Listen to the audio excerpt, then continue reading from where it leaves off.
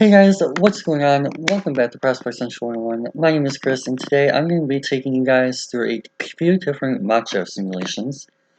So, we're going to be doing three of them today. The first one is going to be just a regular, straight up 32 team mock draft. The second one I'm going to be doing is a Lions specific mock draft where I'll be taking you guys through um, a specific scenario, whatever plays out, where I go through the Lions' 7 draft picks. Of course, the 7th round I'll probably just cut off because our last pick is in the 6th. And then the third one I'm going to take you guys through is just a quick automatic simulation of what the draft might look like based very loosely on my projected board as of today going into the Senior Bowl week. So I obviously haven't watched everybody. So there's some guys at the end who might get left off or whatever.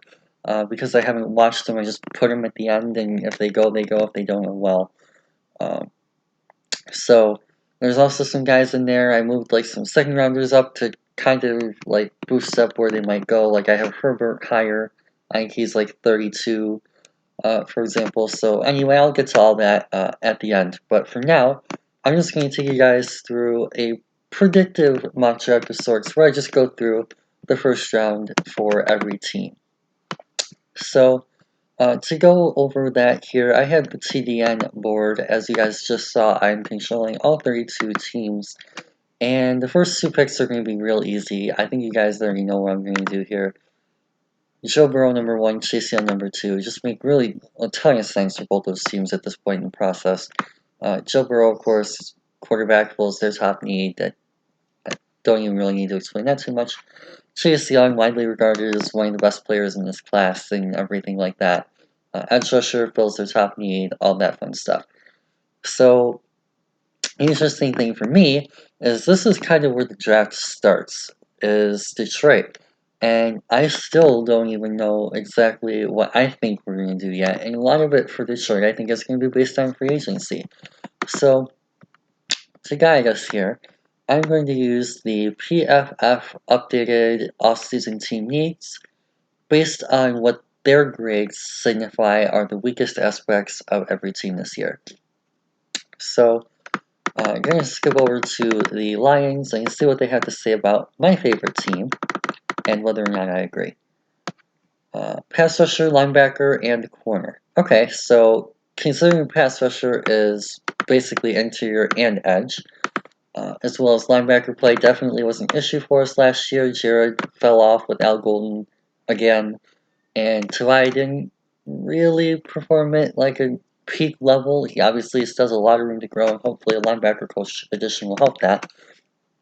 But and then Christian Jones, I think everyone who follows my personal Twitter knows that I don't really like him at all.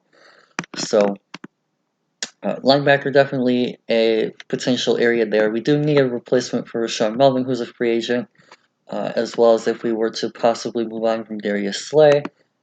Amani can only take one of those spots, and honestly, he might still be a corner 4.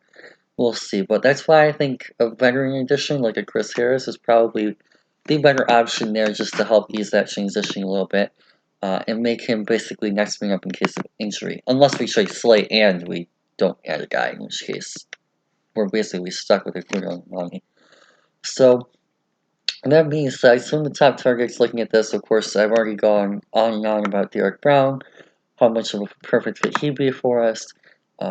Jeffrey Okuda is another guy that's been highly, highly touted.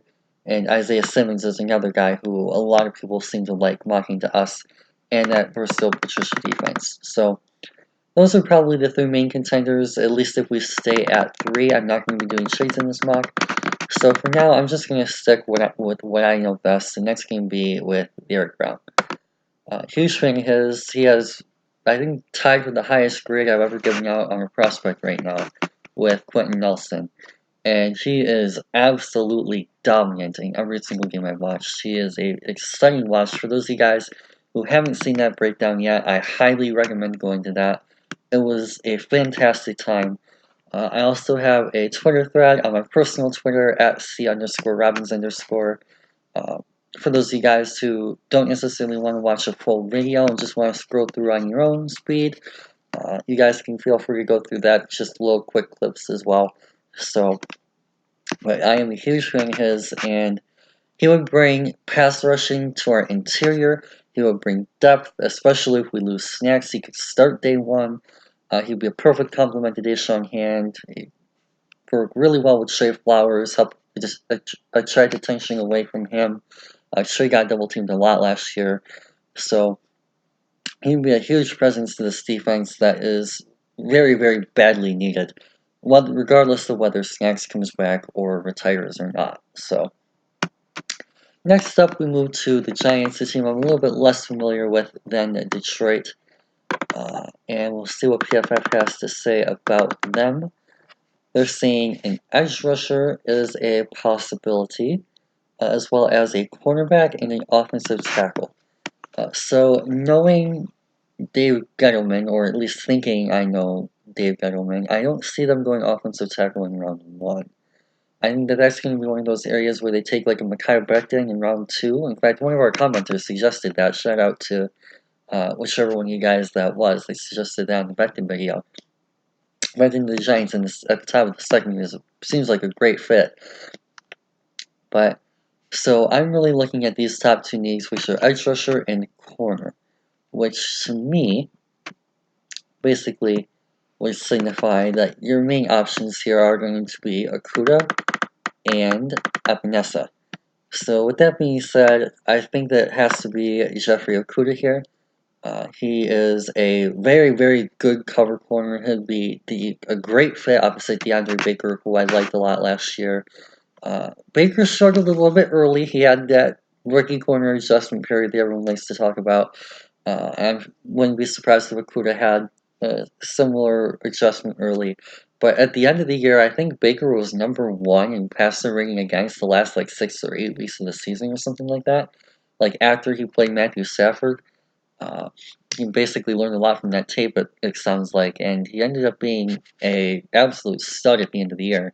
So hopefully he can kind of continue that into next year.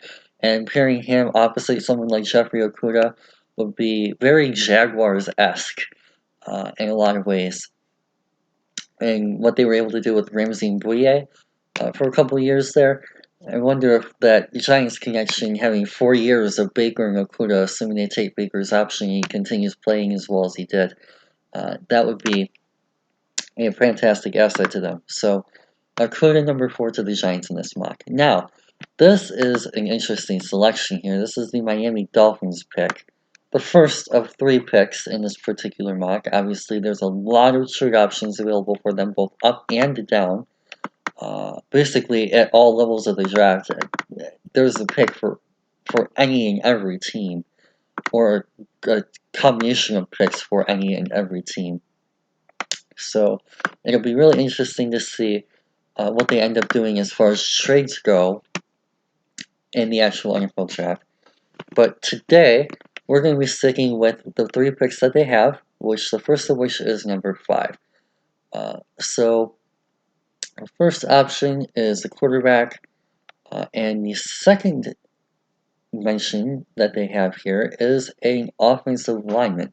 So what that says to me is either Tua Tagovailoa or one of the 3 offensive tackles, which would be Thomas, Wills, or Wirfs. Based on the fact that we still don't know anything really publicly about Tua's medicals, because I've heard both extremes and that he's going to be throwing before the combine and that he might not walk until April.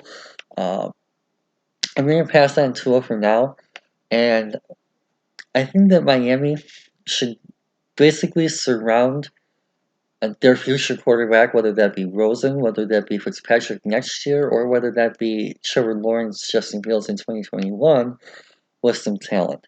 So for me, I'm going to go with my personal top offensive tackle in this draft class, and Andrew Thomas. It would be a huge asset to them. Thomas is another guy we did a video breakdown on already. For those of you guys who haven't watched that or Okudah, actually we've done video breakdowns on all 5 of these guys so far. Definitely feel free to check that out where we go over Thomas in a lot more detail. But he is someone who can step in day 1, be a franchise cornerstone left tackle to fill in for Laremy Tunsil, who was traded last year. And definitely has a lot of upside and has shown consistency over the course of his 3 years at Georgia. So definitely someone who is very, very high caliber there, and would make a lot of sense in Miami. Next team is the LA Chargers, another team that could potentially go with the quarterback, as well as, of course, offensive line, which I bet is what they're going to be saying is their top need on PFF. East, South, West. Okay, so here we go. Their projected top needs for the Chargers are offensive line, of course, quarterback, and defensive interior line. Okay, so Javon Kinlaw could be an option for them as well based on that. But for now, I think it has to be really offensive lineman or Tua. Now, what's interesting about Tua is that, of course, they have Philip Rivers, who is almost the exact opposite type of quarterback as Tua Tagovailoa is. Tua mobile, elite athleticism, able to make things happen in and around the pocket, things like that. Philip Rivers, of course, you're very prototypical pocket passer. So I think the fit there will be very interesting, and I'm not entirely sure at this point in time that the Chargers are a team that really wants to kind of flip that direction in their franchise. I think they like what they have going on with Rivers. Probably still has at least another good year, or if not two, left in him as well. So for me, I think it comes down to, again, one of those two offensive tackles. And for me right now, I personally have Wills a little bit higher. So I'm going to take Jedrick Wills here. And I think that he has the ability to play both left tackle and right tackle, and that the Chargers will be able to kind of pick whichever one they think is best and most suits their needs at that particular time. Whereas I think Verse is a little bit more limited to that right side from what I've seen so far. So getting Wills gives them a little bit more versatility. I think he'll be a little bit more highly coveted for that reason, as well as his athleticism. He's a little bit more athletic than Wirfs, while Wirfs is a little bit more of your power blocker. So next up, we move into the Carolina Panthers. And again, another spot where the draft gets very interesting because they're another team that could hypothetically take Tua. We'll see in a second here if I think that that will be the fit for this particular mock. Saints, Falcons, Bucks, and of course the Panthers. Corner. Okay, so there's not really a corner personally worth taking here. Fulton a little bit lower on my list, and I'm not sure that Diggs is someone who's going to be a fit for that defense. I haven't really studied Coach Snow since he was a Lions coach. I think he was our linebacker coach forever ago. So I'm not too familiar with whether they run more as zone man. So not really sure how they feel about tackling corners and all that stuff, how much they value that. So for now, I'm really looking at quarterback and offensive lineman, which means that I think this is going to be the spot where, at least for now, I'm going to end up mocking Tua Tagovailoa. And the main reason for this is because I think that their franchise is already kind of set up for 1 year more mobile athletic quarterbacks in Cam Newton. And so a lot of their personnel is set up for that skill set. And with the front office that has been building around Cam, at least through the draft, still in charge with Hurney specifically, I think that that could be someone who is looking for that mobile, athletic type of quarterback that Tua Tagovailoa will provide for them. So him with Christian McCaffrey and DJ Moore, another guy who I like who has upside. Definitely a very fun option there. And he could be the quarterback of the future for Matt Rule and Joe Brady. So next we move to the Arizona Cardinals. I think I'm going to go with Wirfs here, but just to see what PFF has to say. Coverage. Okay, so again, not particularly huge fan of too many cover guys at this particular portion of the draft, aside from Isaiah Simmons. Offensive line and receiver also possibly. I know that they just extended Larry Fitzgerald, so if not this season, Also, I do like Christian Kirk. I do think that he has a lot of upside and potential. I also heard some pretty good things about Keyshawn Johnson as well. I don't know how he did last year. I didn't pay that much attention to them outside of week one. So I would have to go back and double check on that. But they do have a very, very young receiving core. Hakeem Butler, I think they drafted last year, if I remember correctly, too. So they have a very, very young receiver core already. And I'm not sure that adding a receiver at 8 is going to be their best option. So with that in mind, I'm really deciding between Isaiah Simmons and Tristan Wirfs. So for me, I think based on the fact that Cliff Kingsbury and all that fun stuff, that I think we basically have to go with Tristan Wirfs. They're an offensive team first. They're going to try and win by scoring on you 100 points a game. And if they give up 50 or score 51, that's how they're going to beat you. Tristan Wirfs will help them do that. Help block for whoever their running back is next year, probably David Johnson. Help block for Kyler Murray, and he can bring a little bit of a power aspect to that offensive line too.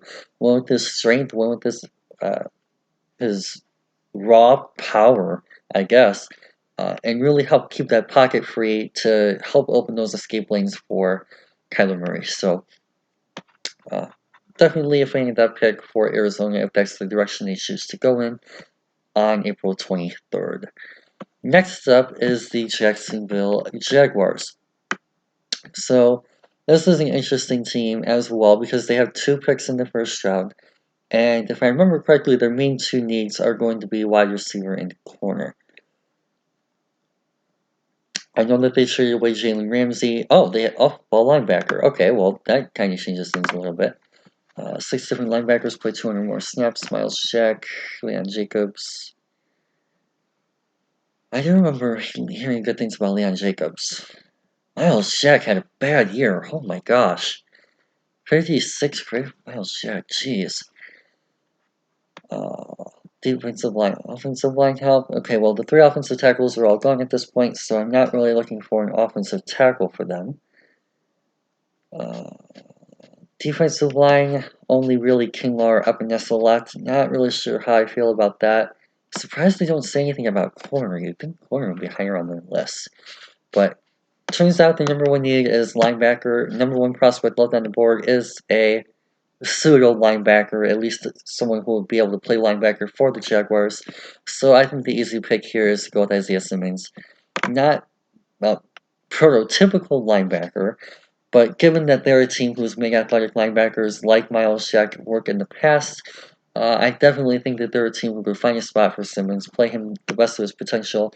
Jonathan Cyprien, I think, had a good year or 2 there as well. So they're a team who I would trust would be able to make his athleticism work. And whether they play him at actual linebacker or not, that would be obviously up to them. But he would really help their coverage in general, too. We just talked about how coverage across the board was needed for the Cardinals. I think the same can be said for the Jaguars. And Isaiah Simmons would help that team do that. Next is the Cleveland Browns, who pick number 10. Browns, very interesting team. Josh is favorite team. He's one of the members of Prospect Central, so hopefully he likes this pick if he sees the video. But according to PFF, their top needs are tackle, linebacker, and safety. So again, if Isaiah Simmons falls past 9, Cleveland would be a fantastic spot for him personally. I would love to see him in Cleveland to kind of give them that fun, dynamic playmaking option to replace Jabril Peppers, who of course they traded to Cleveland as part of the Odell trade. Traded to New York from Cleveland. Unfortunately for them, in this particular mock, the 3 offensive tackles are in fact gone. Linebacker and safety positions. Okay, so they need coverage. Now, we go back to the board, and best player at any of those positions at this point, I would have to say, is Grant Delpit. Of course, he has a little bit of an issue with missed tackles this year. However, I do think that part of that was due to the injury. He had an injury this year. I forget exactly what it was, but I know he ended up missing some time. And I do believe, from what I saw, that was at least a part, if not the main reason, why he was missing tackles. It seemed like he was pulling up a little bit more hesitant this year than he was last year, and he showed in his 2018 tape that he can tackle. And when he was healthy for the bowl game, this is the national championship in the semifinal, he didn't miss any tackles. And I think that that's the kind of performance that we're going to end up seeing from Delpit when he gets to the pro level. Is unless he gets hurt again, of course, then the same thing happens, and maybe he misses tackles and pulls up and blah blah blah. I think that what we're going to see out of Grant Delpit when he gets to, in this case, Cleveland, will be more what we saw in the championship game and in the semifinal game against Ohio State. So, with that in mind, I'm going to go with Grant Delpit. Next team here is number 11. That would be the New York Jets. New York Jets are another very interesting team because they just really need playmakers. I'm personally not a huge fan of what I've seen from Adam Gase. Just not really my type of coach. Just highest grade offensive lineman was at 67. Goodness gracious. Jace West. Oh my. Okay, well that makes things really easy then. Top edge rusher available is AJ Epinesa. As of right now, obviously Chase Sutton is very high on my personal board. You guys will see that later on in this video as well. But AJ Epinesa will be a very, very good pick for them if they really need an edge that badly. It's also their top need on here. So, definitely seems like a great fit. And so far, I think we've covered all 11 of the draft picks. Yep, because we just posted our tour video yesterday. I believe it was. Oh, I'm posting this on Saturday, right? So a couple days ago, earlier this week, I'll say. And I will be watching Worst again. I'm doing another Worst video with this actual 2019 tape where it was much improved. So, yeah, so far we've already done a video on all these guys. Again, as I just mentioned, Worst video is going to get an update. I'm going to do one with Braden in the coming weeks. So, weeks, plural, because Senior Bowl. So definitely come back and check that out if you are a Cardinals fan. But for now, we move on to number 12, which is the Oakland Raiders. Shout out to Keelan. If you're watching this video, hello.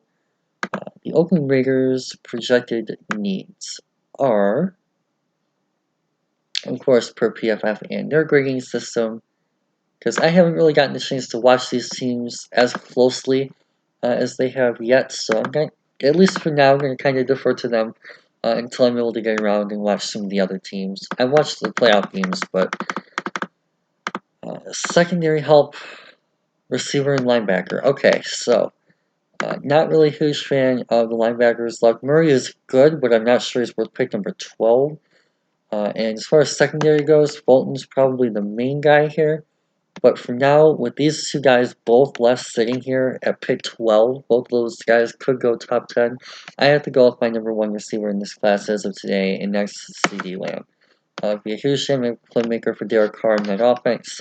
Would give them passing threat to kind of take some pressure off of Josh Jacobs as well. So I definitely like the potential for what he could do in that offense next season. Next team up is the Indianapolis Colts,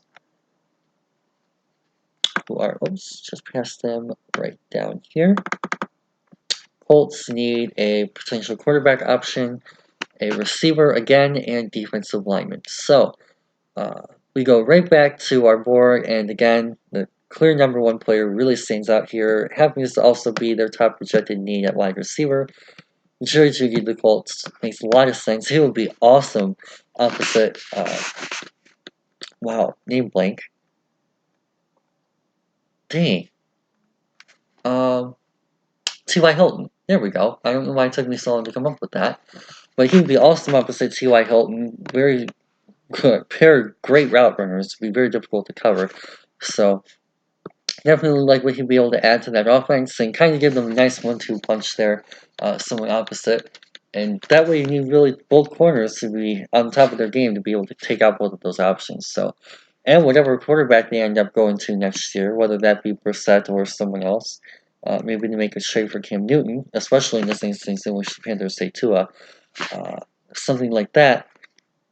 giving that quarterback whoever is a number 1 or number 2 option, depending on what you view Hilton as, would be a very, very good idea. So, next up here, we have the Tampa Bay Buccaneers. The Buccaneers needs per PFF are quarterback. Again, not really feeling the quarterback option at this point. Edge defender and offensive tackle. So we're looking for edge rushers. I think most of the OTs that I'm considering at this point are gone. So you're really going to be looking for the edge rushers here. And the top one for me at this point is Caleb. Now I do see interior defensive lineman as a need. And actually in PFF's latest mock draft, they gave them Derek Brown. So with that in mind, I'm going to kind of go away from that doc for a second and use the PFF mock and the TDN needs to go a little bit off script here, and I'm going to give them one of my highest graded players left in Javon Kinlaw. I know they have Vita Vea defensive tackle, but I do think Kinlaw can play some 3-4 end as well if that's the kind of area that they might need help in. He can play anywhere along the interior, and he will provide pass rush. Even if you absolutely have to be honest, I think you could play some 5 tech. Maybe not necessarily 3, but he can play all over from 0 to 5, so I definitely like the versatility that he provides for them, and he'd be a very interesting finesse piece to complement Vita Vea on the inside of their defensive line. So, with that being said, I'm going to give them Javon Kinlaw. Next up, this one's pretty easy for those of you guys who've been following the channel. Bring is a huge fan of Henry Ruggs, so at least that's what he makes it seem like to me. So I'm going to give them Henry Ruggs and make him happy. Dynamic playmaking threat and be able to give Pat Shurmur a true number 1 option in terms of speed and ability to stretch the field. Opposite Courtney Sutton, who can be more of their jump ball, contested catch, physical receiver. Really nice 1-2 punch there. And Deshaun Hamilton can be a slot option for them and really get bumped back to that number 3 role, which is probably, in all honesty, where he should be at anyway. So seems like a good fit for them. And again, if you're watching this video, hey. Alright, next up is the Atlanta Falcons. Falcons are, of course, Daniel Spencer's team. I haven't talked to him in a little bit, so hopefully I don't make him too upset with this pick if he's watching. Again, if you are watching, Dan, hi. Upgrades in coverage, so corner, as well as edge rusher and offensive lineman. So I don't really see too much offensive line help at this particular point. Kai Becton is probably the highest for your offensive lineman left, and I have him at the top of day 2 right now. Austin Jackson I haven't watched yet, so I'm not going to use him for a little while if I can help it. So really owning in on that edge rusher as well as coverage. So what I'm going to do is combine both of those into one player here, and I'm going to give them K'Lavon Chaisson. I'm a huge fan of K'Lavon. He does a really nice job out of that jack position in terms of bringing pressure as a pass rusher. He seems to be at least above average, if not better, as a run defender. And my personal favorite aspect of his game is his ability to drop. He's shown the potential to drop back smoothly in transition as well. Can cover in both zone and man, can carry vertical as well as horizontal. So he won't be necessarily just be able to upgrade their pass rush, but he'll also be able to add to their ability to drop back in coverage as well. So that's going to be where I go for them. Next up is the Dallas Cowboys Watchers team. So again, Watch, if you're watching this, hey, what's up?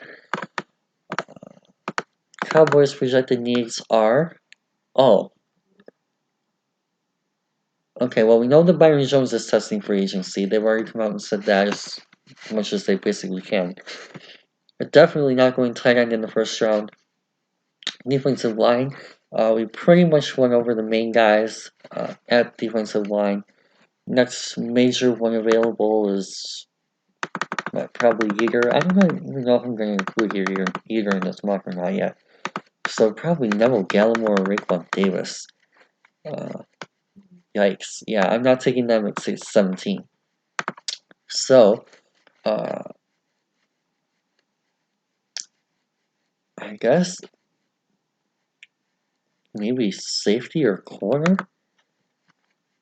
You know what? This might seem like a little bit of a reach at this point in the draft, but I really like Xavier McKinney from Alabama. He's very versatile. He can do a lot of things on the back end. He can man, he can zone, he can run defend as well. I do think that he'll be a great fit in Dallas in terms of helping out on their back end, and he can play safety as well, of course. Obviously, he is a safety, but he also has the ability to kind of cover and man up guys, whether that be in the slot or if a running back were able to split out wide, he could potentially take on that running back. So, very versatile player from what I've seen and heard both. High coverage grades, things like that. So, I'm going to give them Xavier McKinney and get them some help at the safety spot. Might be a little bit of a reach, especially since I haven't watched him yet. In fact, I believe he's the first player that we've watched so far that I haven't watched yet. Right, yep, he's the first player in this mock so far that we haven't done a video on, so hopefully that one will be coming pretty soon for you guys. Probably not next week, because next week I'm hoping to do some Senior Bowl content, and I'm planning on doing some written stuff for DLP, but in between Senior Bowl and the the Combine, hopefully that video will be coming out for you guys sometime in that span. So next we move to the Miami Dolphins again. Already gave them the top offensive lineman in the class, at least again in my opinion, in Andrew Thomas.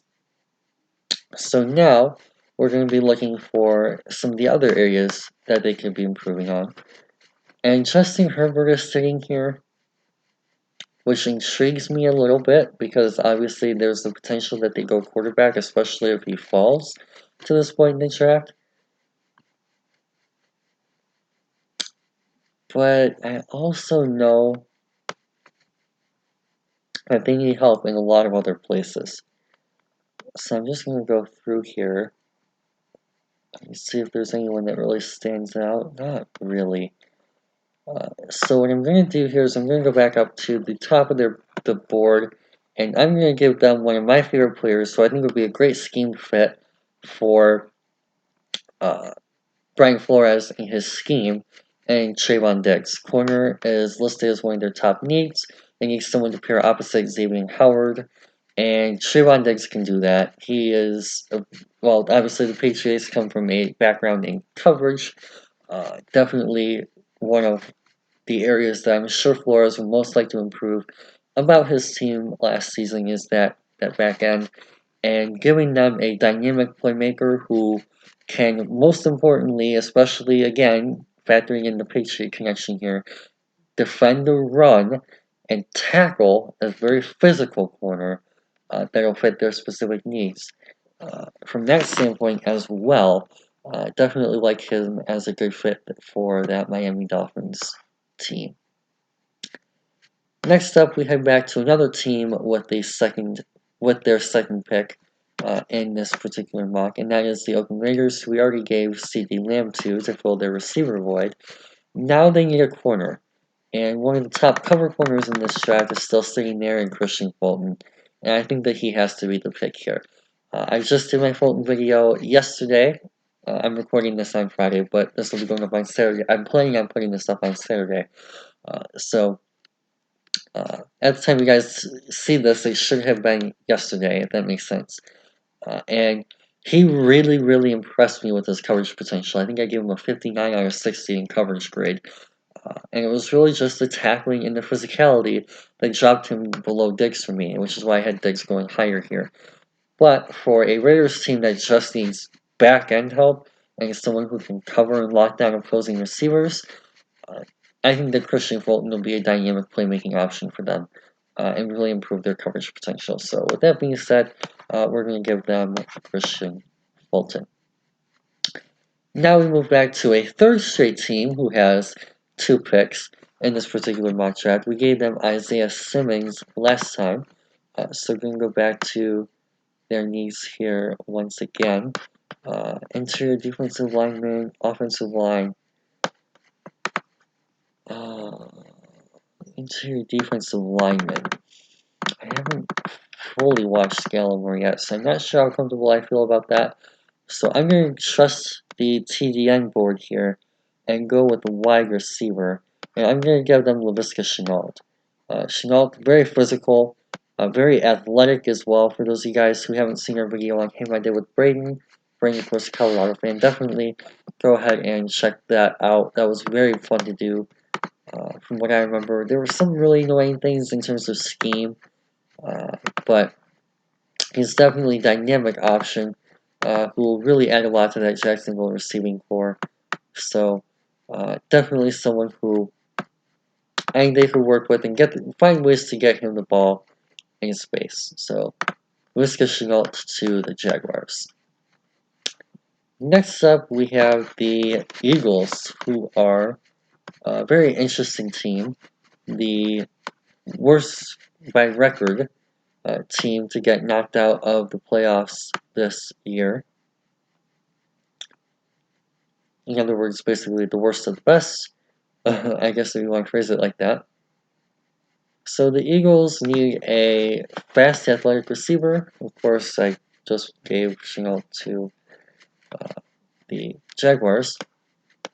And then secondary help. As someone who just hired their secondary coach to be our DC, I can confirm they need secondary help. That secondary was very banged up last year in every way. They very much need some help in that back end. So I'm really looking for a top end corner here or a safety option. So some of the best corners left at this point are CJ Henderson, Bryce Hall, Jalen Johnson, AJ Terrell, Gladney. Ooh, okay, that interests me a little bit. Or the safety options left, that also intrigues me a little bit.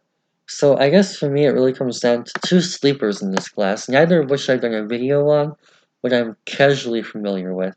And those are Cameron Dantzler and Ashton Davis. For this particular mock, I'm going to give them Cam Dantzler.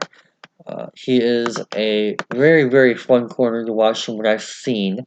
I haven't officially done a full-on breakdown of him yet, but I'm vaguely familiar with him from what I've seen on draft threads and live game action and things like that. Louisville played them in the bowl game. I think, if I remember correctly, he played pretty well in that game. I'm pretty sure he played.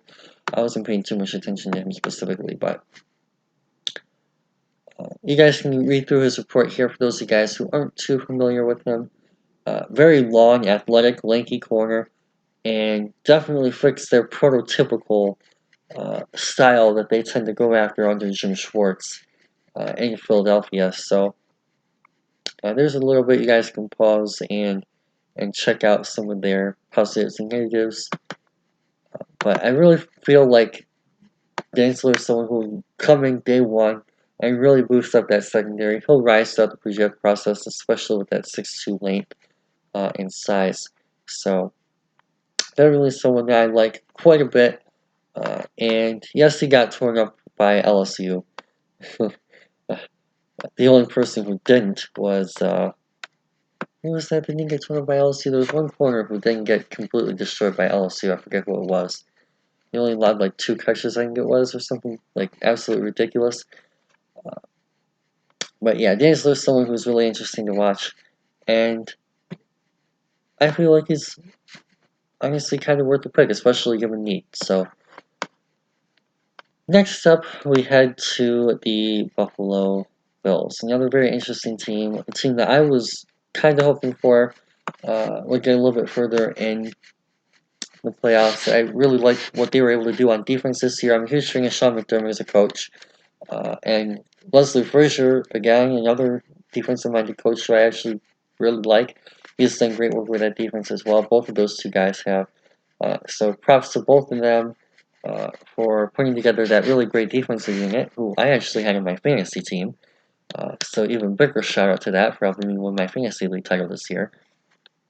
But some needs for them for TDN are adding interior defensive linemen, so defensive line could be a potential area to improve for them still. But we head up here to see what they had to say, and wide receiver. Bigger field stretching receiver. Okay, I have a person in mind. 40% of their contested catch opportunities. Very clear who I'm going to go with here. One of the best receivers left at this point in the draft, and that's T. Higgins. Someone who I think would fit in very, very well with Josh Allen as well. Someone who loves to throw the ball down the field. Has the requisite athletic ability to be able to stretch the field, but also has the size and the length to be able to come down with those contested catch opportunities we just heard about from TDN. So, feel like that would be a great fit for them in terms of scheme and specific style of need as well. So, I'm going to mark them T. Higgins. Next is the Patriots. I am not giving them a tight end in the first round. That is just not going to happen. Need separation, quarterback, and pass rusher. Now,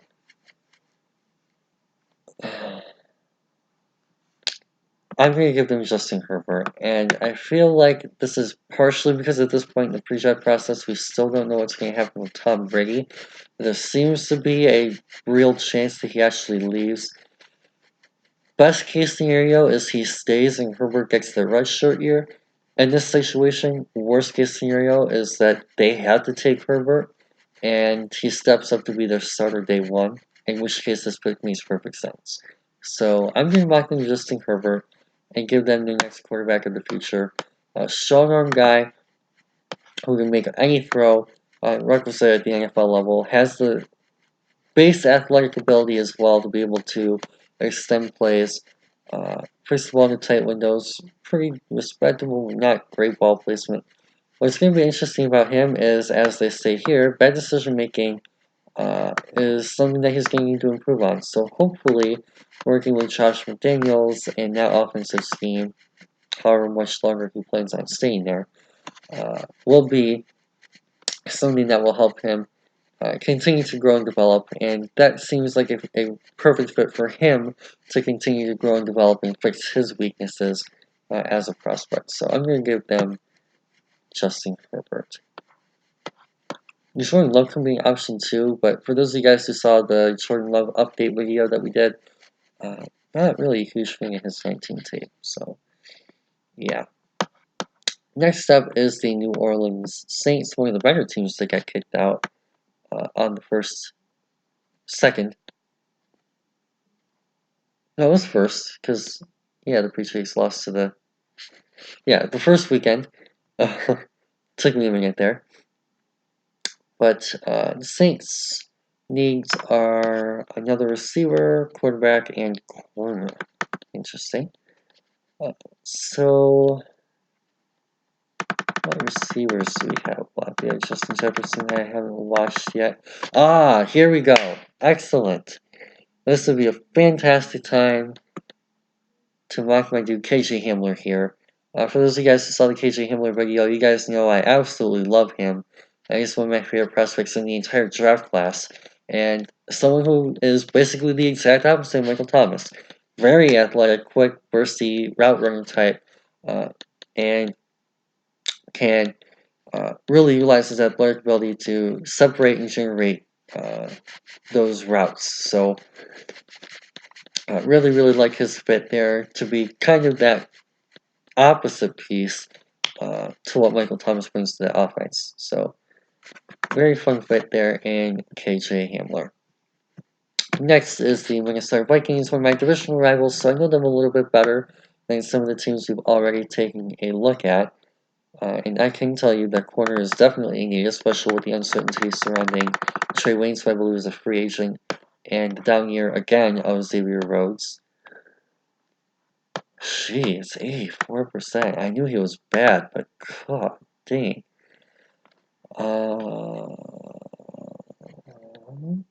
Oh yeah, Anthony Harris had a great year, but he's a free agent too.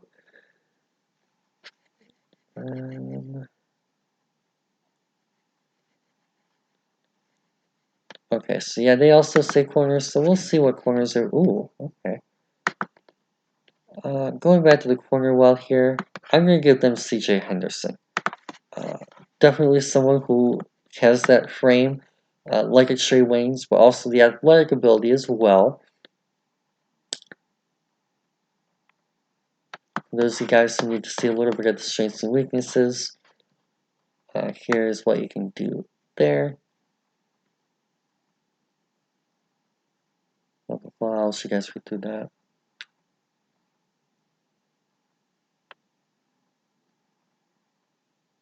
So there you go. For those of you guys who still need to go back and rewatch that, you can pause and obviously rewind and all that.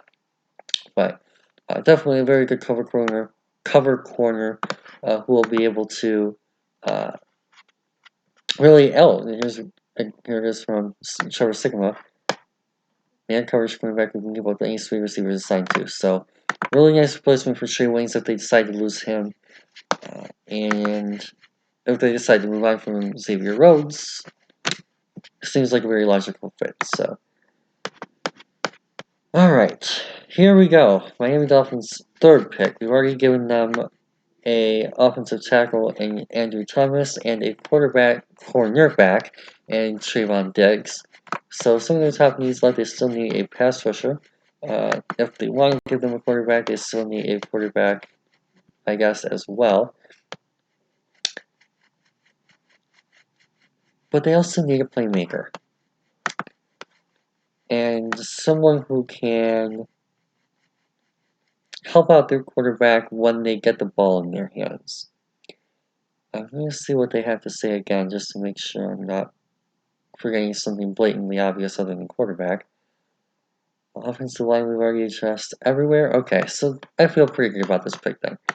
Might be a little bit early given that he's a running back, but I really, really like DeAndre Swift. He's someone who can make defenders miss. He can run through defenders, run over defenders, run around defenders, run past defenders. He can really excel with the ball in his hands. And whoever their quarterback ends up being, whether again Fitzpatrick, Rosen, someone else, maybe a second round guy, like an Easing or a Fromm, or whether that be someone next year like a Tua or Lawrence, or not Tua, like a Lawrence or Fields, he will be someone who can add that aspect to their game. And of course, again, the Patriots system, as we talked about earlier, are another one of those teams on the opposite side of the ball, on the rushing side, or on the offensive side, who like to run the ball. We saw what Mike Vrabel's been able to do with Derrick Henry this year. We saw the Lions invest, at least attempt to invest heavily in a rush offense last year. Unfortunately, Kerryon got hurt again, so it didn't really work out all that well. But and then of course the Patriots, known for their diverse running back skill set tree, took Sling Michelle around one a couple years ago.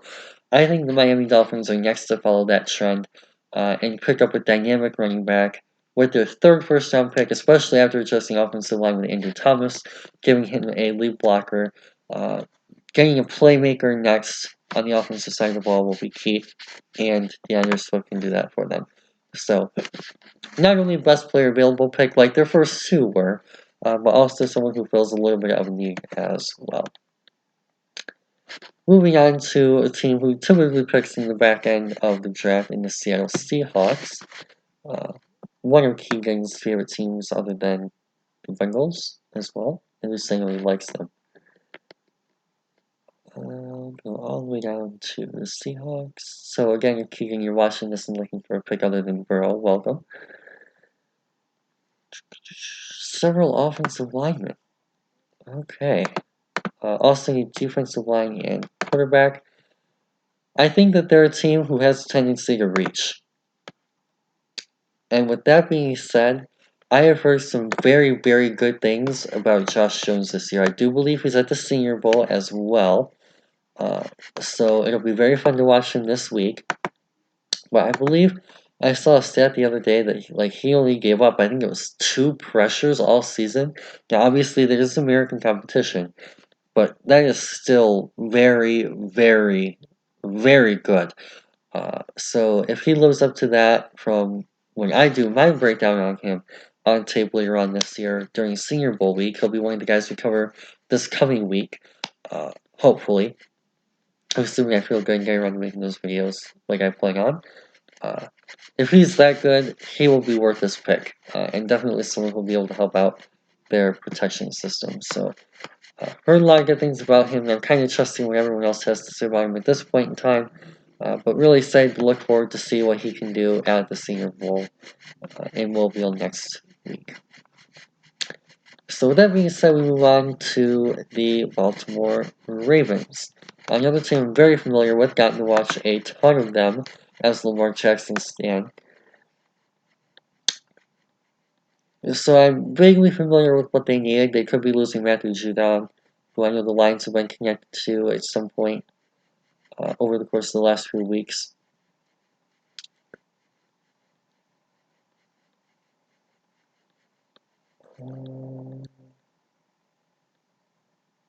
There we go. Someone can generate pressure without voice. So again, yep, an edge rusher, as well as interior offensive line, and oh yeah, wide receiver was terrible in the playoff game.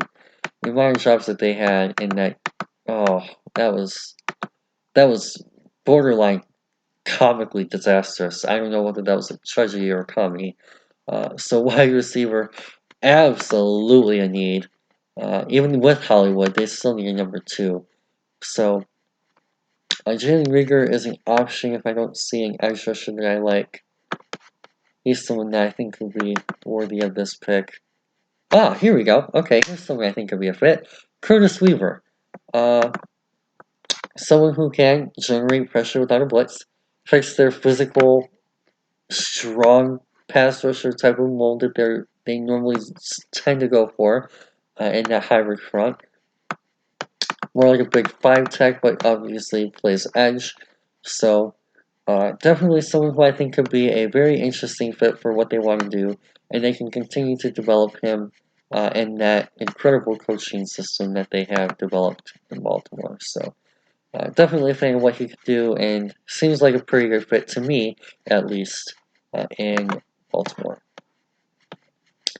Next is another team who runs a very similar system. In fact, Dean Pease worked for Baltimore and then went to Tennessee to work with Mike Vrabel. In this particular instance, they lose to the Chiefs and the Packers lose to the Niners, it looks like. So, if they were to pick at this particular juncture, the Tennessee Titans could use some help. Another team I've gotten to watch, of course, as I mentioned, I watched all the playoff games so far. They do need some pass rushers. So, again, Curtis Weaver would be a prime fit for them as well if he gets past Baltimore. Quarterback option, I personally think they should just re-up Tannehill and give him a shot. Running back option as well if they lose Derrick Henry.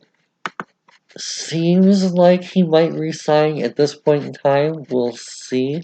I'm going to assume for this mock that he does, as well as offensive tackle. Why would they need offensive tackle? They have Conklin and Lamar.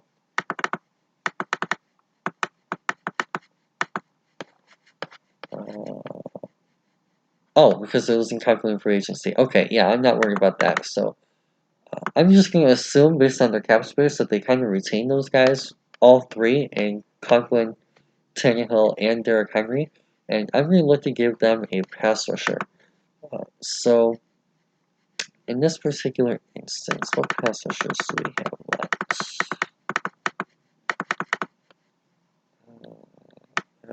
Okay. Interesting. What about on the interior? Okay, so another guy that I haven't watched entirely yet, that I've heard good things about, is Neville Gallimore. I've heard good things about his pass rushing ability, and you guys can see some of his positives and negatives here. It seems like he's been a pretty decent pass rusher so far. So, for now, I'm going to give them Gallimore. And he's someone who, double teams are something that he needs to improve on, which could be an issue in terms of scheme.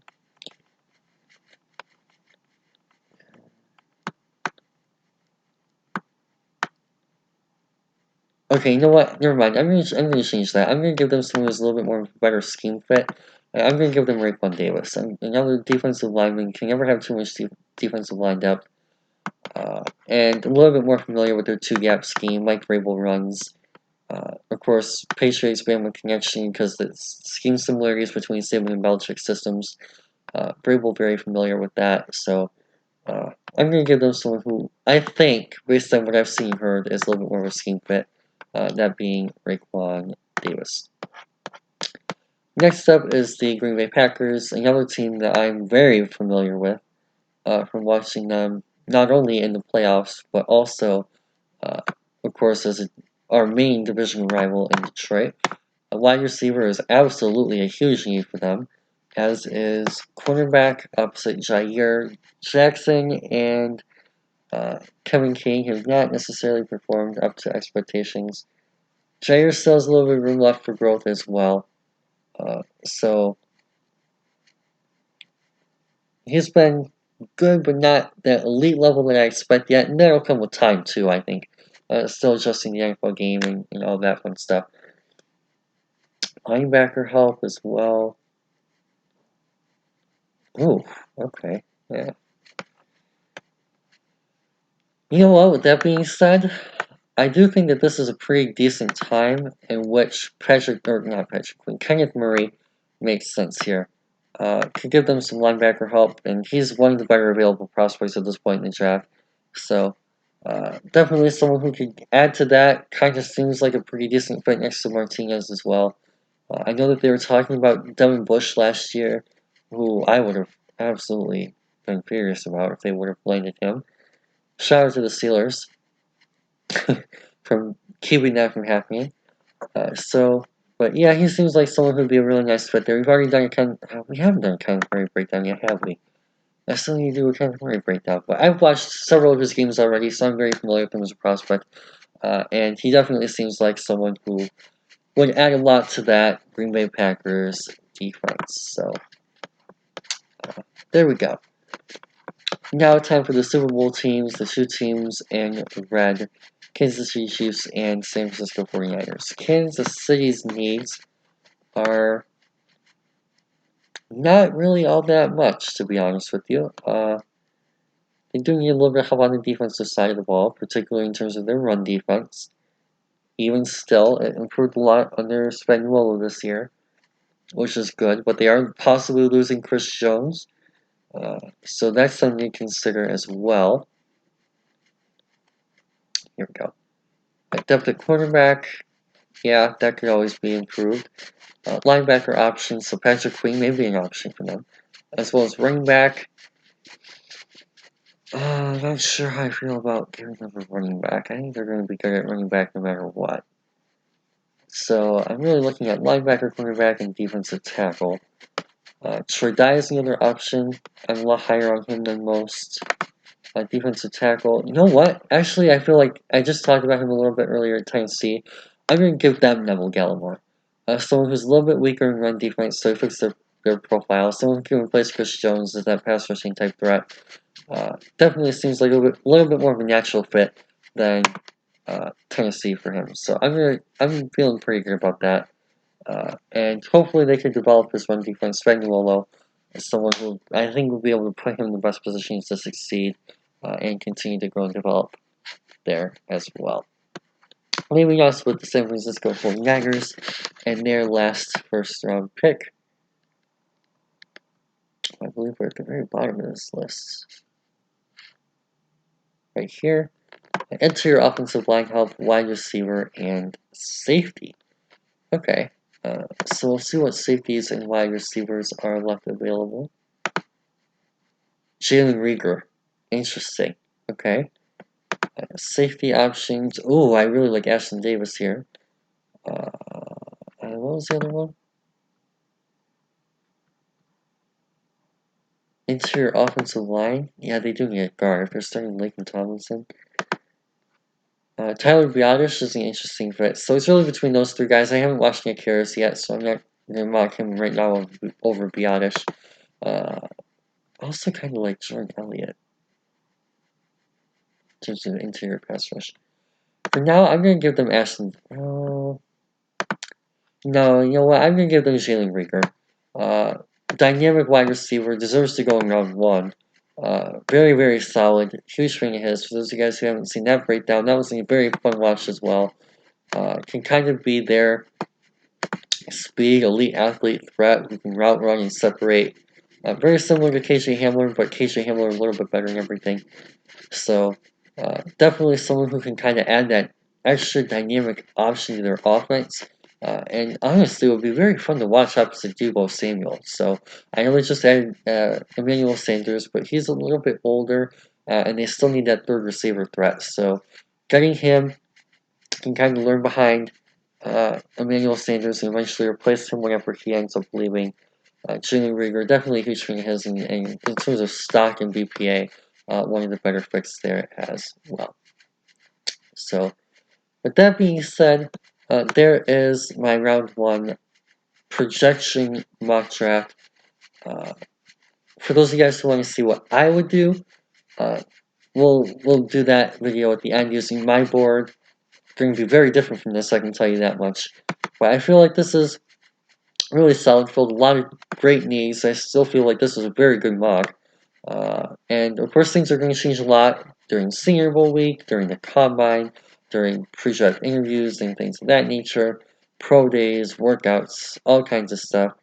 But hopefully, for those of you guys who are only staying for part 1 of this video, you guys are happy with your team's pickup, and hopefully you guys learned how I feel about a prospect or two. For those of you guys who may have missed some of the breakdowns, how I feel about team needs from what minimal I've watched of each team so far, and what minimal I know about potential free agents. I haven't really gone too far into that yet. I've been focusing on the draft.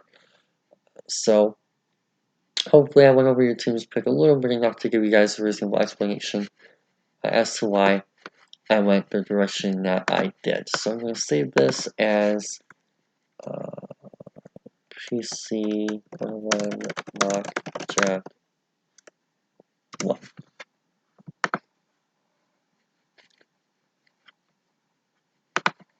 Sweet. So with that being said, I'm going to move on to my second mock draft of the video, which is where you guys as Lions fans are going to be interested if you guys are watching this. And I'm going to do a 6-round Lions mock. The reason I'm doing 6, for those of you guys who don't remember, is because of the fact that we don't have our 7th round pick due to the David Block trade, I think it was. So we have the extra 5th rounder from the Quandary Dix trade to make our 7 picks. So a 6-round mock, but basically a 7. So in this particular mock, I'm going to change things up a little bit. I think, do I really want to do that? You know what, I'm going to change things up a little bit in this one. And I'm kind of going to go off the board a little bit here. I mocked Derek Brown in the first mock of this video, so you guys already know how much I love Derek Brown, and he's obviously my top pick in almost every instance. But let's just say we go out and sign a star defensive tackle like a Chris Jones, and the defensive tackle position is filled. One of our top needs this year is finding a dynamic wide receiver. And we need a slot, we need a option who can kind of add to that spread the ball out offense that Darrell Bevell's been running, which is I'm a huge fan of, by the way. Someone who can play inside and out, someone who can move around the offense, someone who can play motion, someone who can win contested catches, someone with a high hands rate. High catch rate is going to be a big asset to this offense. Someone who can, and of course, Kenny Galladay has had his fair share of injuries. Last year, not so much in 2019, but 2018 he missed some time, and Marvin Jones has gone on IR each of the last 2 years. So finding a dynamic long-term option at wide receiver is also a high priority. Kenny Galladay entering a contract year, Marvin Jones entering a contract year, as well as relative lack of depth are best depth option right now is either Travis Fulgham or Chris Lacey, other than Marvin Hall. So adding a dynamic wide receiver is definitely going to be a short-term need in terms of finding that number 3 option, and a long-term need in terms of finding that number 1 if we don't bring back Kenny G or Marvin Jones. So getting someone like CeeDee Lamb, a dynamic playmaking option who can do it all on the offensive side of the ball, short, intermediate, long, everything. He seems like a very fun way to kind of change things up a little bit and present me with some different scenarios and different options later on in this draft for you guys. So this should be a fun way to kind of mix things up a little bit. Seeing a ton of mocks where we go Kuda, seeing a ton of mocks where we go with Derek Brown for very good reason for both of them.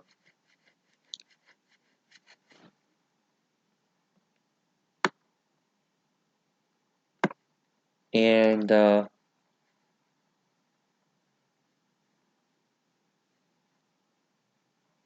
I'm glad I did that because both the receivers I was looking at went 2 picks before me.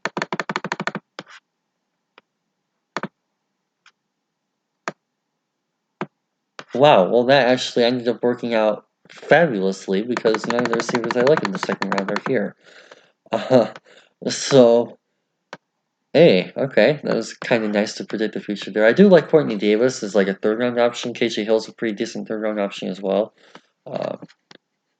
But yeah, I don't like either of those options in the second, so I'm actually really pleased with the way that this ended up playing out.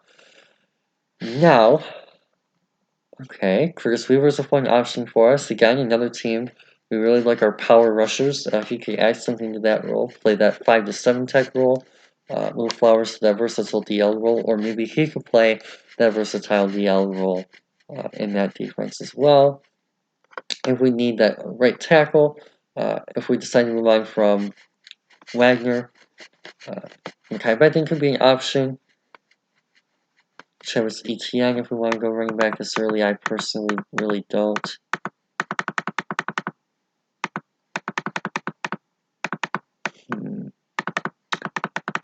Some good options here.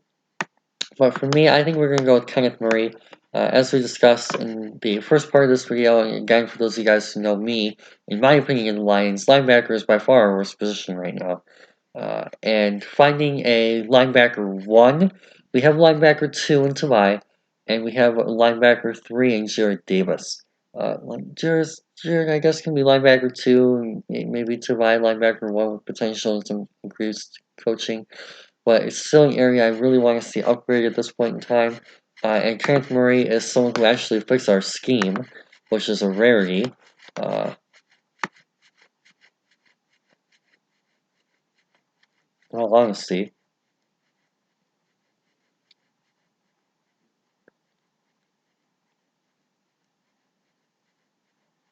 Well, actually, you know what?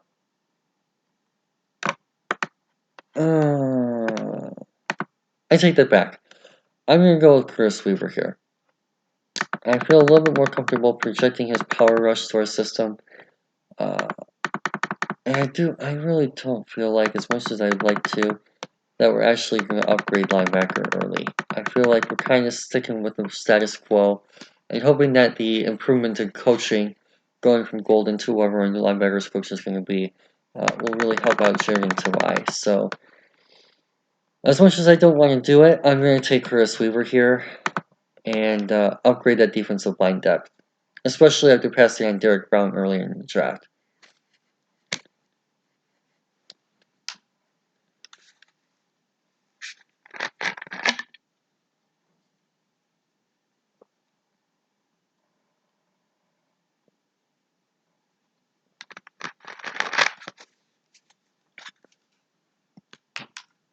Oh, dang, there goes Dantzler. Okay, so here we go, round number 3, and one of my top players left that I'm a huge fan of is still here in Akers, but I do want to see if there's any other potential areas. Quarterback, we're not going to be taking Jake Fromm. Wide receiver, Courtney Davis is an option. Oh, nope, I took CeeDee Lamb, that's right. Tight end is not an option. Offensive line, I don't really think is an option. Interior defensive line, oh, I like that. Edge rusher, we took Weaver, technically. Linebacker, a couple interesting options. I'm actually not familiar with any of these corners. So in this particular mock, we'll just say that we address corner in free agency, which I kind of alluded to when I passed on Okuda with the first pick. I really like Ashton Davis too. You know what? In this particular mock, we're going to say that we need a safety 3. We don't bring back Tavon, or review Tavon as a safety 4, or review Will Harris as a safety 3, and we need a safety 2, in which case Ashton Davis can be that for us. Another guy who I'm really excited to get to breaking down, I believe he's in the Senior Bowl also. There's a little bit of a breakdown for you guys on him. Impressive tackler, which is something that we really need on our back end of the defense, something that helped get Brian Stewart fired, unfortunately. Super quick to work downhill, engaging in run support. Yeah, basically sounds like what we need to see. Hot motor, fearless dropping into the box and challenging blockers. Basically sounds like a Matt Patricia type of safety. Like what he's showing man-to-man, ups and slides they come. Brings enough secondary again to show positioning or accelerating undercurrent late throw. He's comfortable playing off-man. Thanks to many reps at safety. We'll see if there's any other changes to that. Projecting this is a single high safety. Okay, so that would go really well to balance out Tracy Walker as well.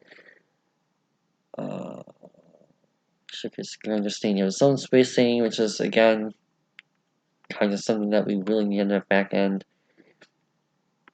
Physical hitter.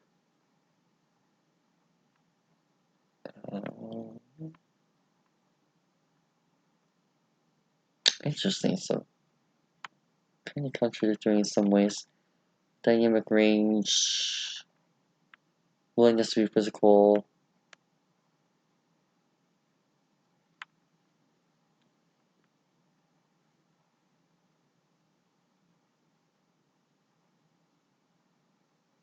Fundable all across the formation, deep in the slot, Robert in box. And can contribute in special teams. Excellent. That kind of seals the deal for me. He's going to be the pick here. Again, a couple of very solid options otherwise. I really like some of the other players at this juncture, specifically Cam Akers. Travis Etienne is another guy who could be a very good fit here. But Troy Dye could also be an interesting fit as well. Malik Harrison could be a fit. But yeah, I feel like at this point in the draft, in the 3rd round, Ashton Davis is one of the best players available, and he's someone who would be a very good addition to our safety depth, especially if we plan on playing more 3 safety looks, and even more so if we don't bring back Tavon Wilson for whatever reason. So definitely someone I think could be an asset to our secondary.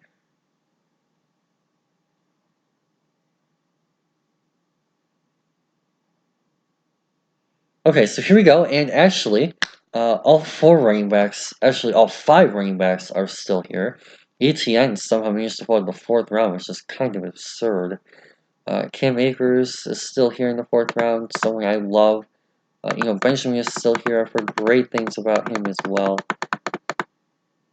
But because there's so many running backs and you can still find one even later than this, I'm going to finally upgrade our defensive interior and address that need after passing on Derek Brown earlier in the draft. And I'm going to give us Jordan Elliott. Jordan Elliott is someone who PFF is extremely high on, and probably rightfully so.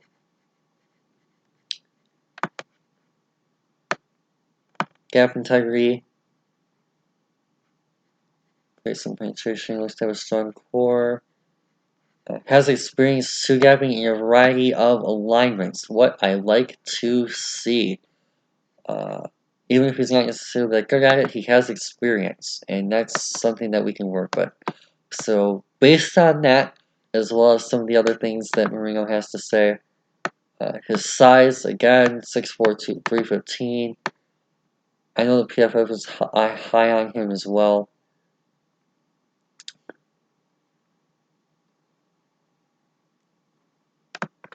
High ceiling, sky's the limit, high potential player. Plays in the SEC as well. For those of you guys who are familiar with Bob, wow, did I say Dan Quinn? For those of you guys who are familiar with Bob Quinn and his drafting ability, loves those SEC players. I saw him go in the first round in the PFF mock too. So he is someone who I really like here, and I'm definitely going to snatch him up with our pick here. Wow, did Cam Akers really go before ETN? I love Cam Akers, but dang, okay.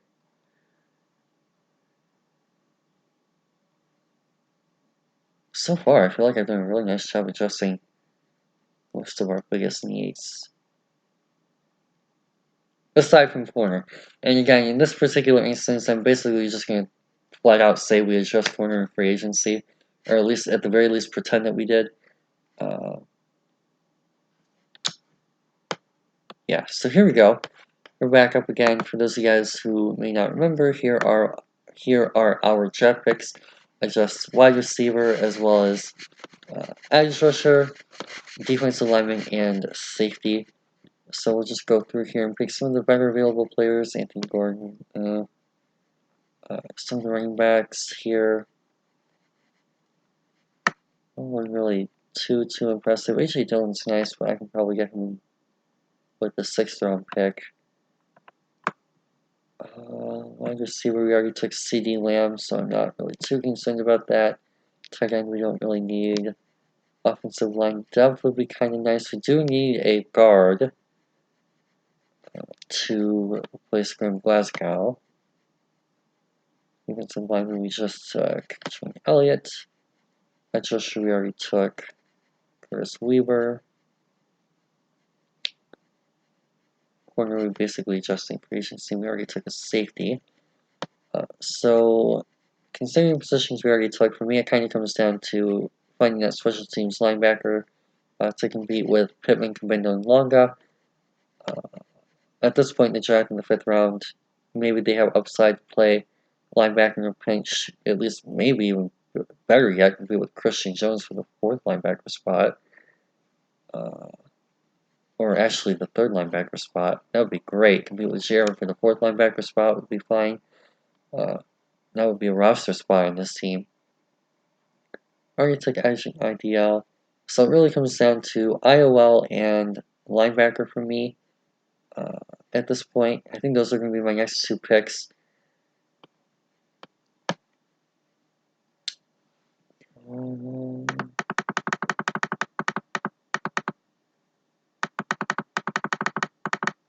Okay, I'm going to go with the local kids here. I'm going to take Joe Bacci here. For those of you guys who aren't familiar with Michigan State, he actually has a little bit more room to put on more frame than that. 230 does not really do him all that much justice. But I really like this report here, if I remember correctly. Very high football IQ player. I haven't really said that a whole lot, because I'm not too familiar with the guys that have been giving us. I'm mainly just kind of drafting for positions and perceived fit. But that is something that we really value, especially in that linebacker's position. Good communicator, gets guys in line, executes his own assignment, excellent diagnostic ability, etc., etc. More effective dropping in zone, making tackles underneath, blitzing instincts, high football. They literally directly say high football IQ. Just emotion really fooled, very good against the run, physical nature, solid at the point of attack, good instincts against. I mean, this guy sounds like a Matt Patricia player to me. Passing game isn't his strength, but it's sufficient. Playing inside may struggle against pretty more athletic running in space. Other demonstrates length and hand strength. The playing out front, he needs to set and should a little bit better, which is fine. Helping disengage more effectively and consistently. That's hopefully something we can improve on a little bit with him.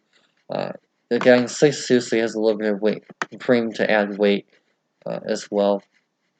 But in terms of mental traits, he seems like someone who can kind of fit that Jelani Tavai mold that we took last year, and pair very, very well with him in terms of being that high mentally IQ, mentally sound, high football IQ type of linebacker that we like.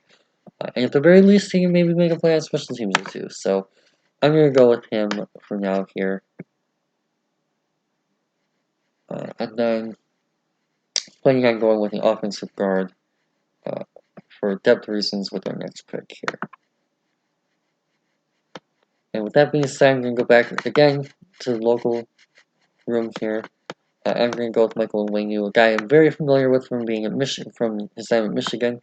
He is a power blocker. He is 6'3", 350, and that is correct. I do believe he played for Cavs too, because I'm pretty sure I remember him blocking against my high school, or one of my high schools, I should say, in the state playoffs a few years ago.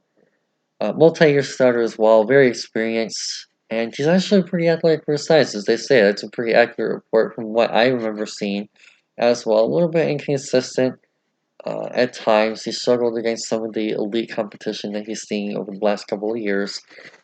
There were some very, very bad offensive line games across the entire board.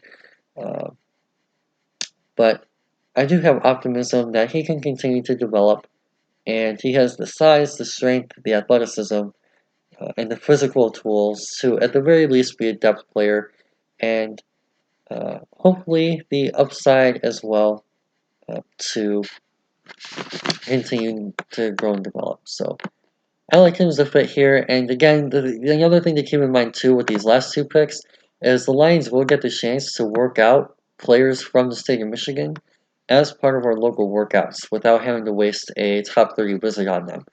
So we basically get a free top 30 visit for any player who went to college or high school, I believe, graduated from the state of Michigan. I guess how it works. So we get basically a free top 30 visit with both Bachi and Onwenu, which is part of the reason why we end up bringing in guys from the state of Michigan in camp. We drafted Jake Rudock, we brought in John Corn a couple of years ago. So we're players that we're going to get a very, very, very good look at. Bob Quinn has gone to several Michigan games over the last few years. I'm pretty sure he went to the game that I was at too. I went to the Rutgers game. I think I may have seen him there. I remember seeing that we had a scout there. But yeah, it seems like the Lions have scouts at every Michigan game, and I'm sure they have scouts at every Michigan State game. So they're very, very familiar with the local talent on hand. They absolutely do the most thorough work on these guys. So if we draft them, it will have been very deserved. And I think that they have the tools and the upside to be able to contribute in that way. So finally, we move back to the running back position, and as I expected, A.J. Dillon is still here. Someone who I really like as a value pick, late round option. And he is a very physical power back, as you guys can see from his size. Another guy I'm very familiar with. I do get to watch the ACC time again from my Louisville fandom. Even though I'm from Michigan, I root for Michigan first. I do get to see a lot of Louisville games. And he is someone that I have definitely taken notice of in terms of just general ACC play. Also get to watch a lot of Clemson as well. Carson talks about Clemson all the time, so I tend to watch their games whenever I can too, to kind of stay in the loop with our Prospect Central group chat. And yeah, I am very, very impressed by what I've seen from him in terms of a power back role. And in all honesty, that's the kind of back that we really like in this system. Like Daryl Bevel, very familiar with this power back, worked out with Bo Scarborough last year. Obviously, he's known for Marshawn Lynch in Seattle. Kerryon Johnson has a little bit of a power aspect to his game. And if he can be our version of Derrick Henry, I guess, then that would be fantastic. Even just being a short yardage power rusher.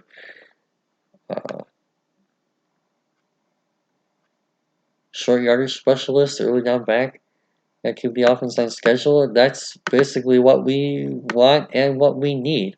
And someone who can shoot clock, someone who can control the time of possession, someone who can step in for Kerryon and running those A gaps.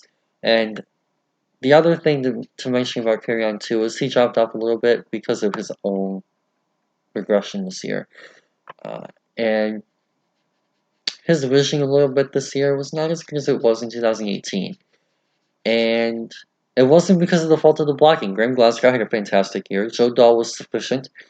Frank Ragnow had, I think it was a top 3 center in the league this year. He was up there with Kelsey, and I think Travis Frederick was the other one. As the top 3 centers in all of football this year is incredible. So he was a huge hit, and Kerryon still struggled to run even when he had holes in the middle of the blocking. So hopefully A.J. Dillon can provide a little bit of aspect for that, challenge Will Scarborough, and at least provide some depth. Even if he starts out as a special teams guy, he might even start out as an inactive. He may even start out on the practice squad, given he's a 6th-round pick. But regardless, I still think he kind of fits the mold of what we'll be looking for, and he fills a late round depth need in this area of the draft. So with that being said, A.J. Dillon is our guy here. So before I take him, because I know that this is going to go pretty fast and I'm not going to be able to show you guys at the end, some of the needs that I left open are offensive line depth, other than Onwenu. We could use an offensive tackle to replace Rick Wagner. For now, I'm just going to assume that Wagner stays until I see otherwise. Tight end depth. I don't think we need tight end depth. I like Naota and Thomas as wide. It's tight end 3 and 4. Quarterback depth. For now, again, until I see otherwise, I'm going to assume that David Blau is going to be our quarterback too. And Slaughter has a chance to compete for that spot in camp as well, so I don't even think we necessarily need to add a body there. Unless, like, say something drastic happens and Stafford retires.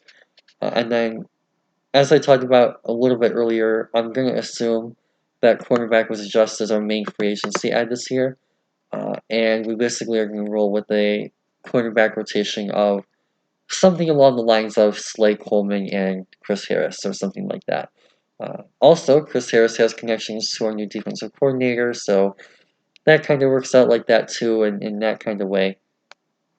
But so that's the main reason why I cited his name a couple times.